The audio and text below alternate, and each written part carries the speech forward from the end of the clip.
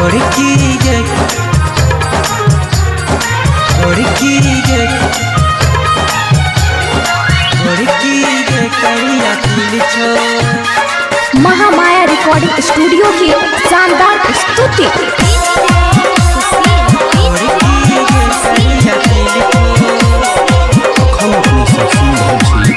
धर्मेंद्र दलहनिया जी के आवाज में। गोरकी गे करिया तिल छो, गोरकी गे करिया तिल छो, गोरकी गे करिया तिल छो, दिलबे में हमर दिल छो। देखला जब से तोरा गे, देखला जब से तोरा गे, होश हमर उड़ल छो। देखला जब से तोरा गे, होश हमर उड़ल छो। गोरकी गे करिया तिल छो, तिल छो, गोरकी गे करिया तिल छो, तिल छो, तिल छो, तिल छो, गोरकी गे तिल छो।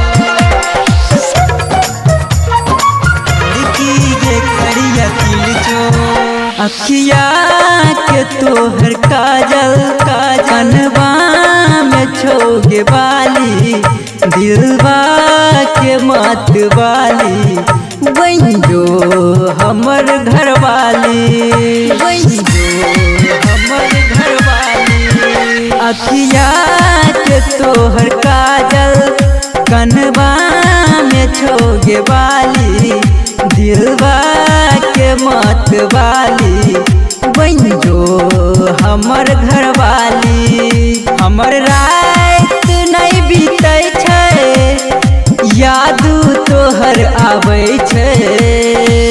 देखला जब से तोरा गे, देखला जब से तोरा गे, देखला जब से तोरा गे, होश हमर उड़ल छो। देखला जब से तोरा गे, होश हमर उड़ल छो। गोरकी गे करिया तिल छो, गोरकी गे करिया तिल छो, तिल छो, तिल छो, तिल छो।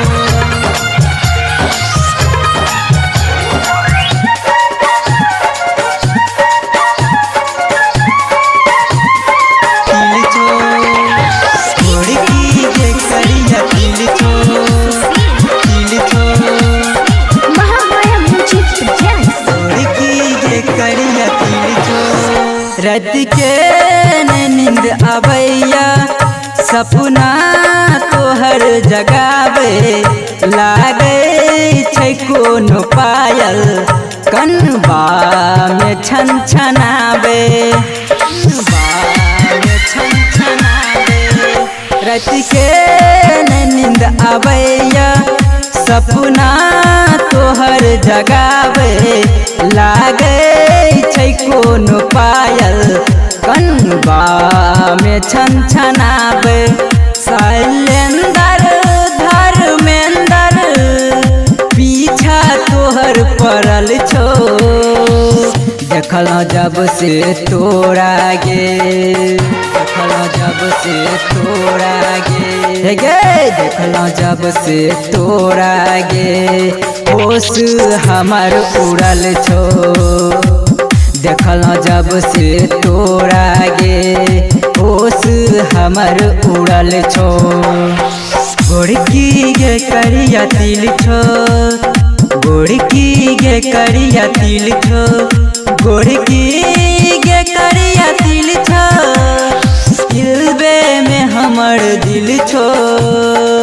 देखला जब से तोरा गे, देखला जब से तोरा गे, होश हमर उड़ल छो।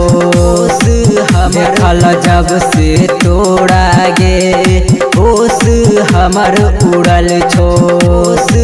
गोड़की गे करिया तिल छो गोड़की गे करिया तिल छो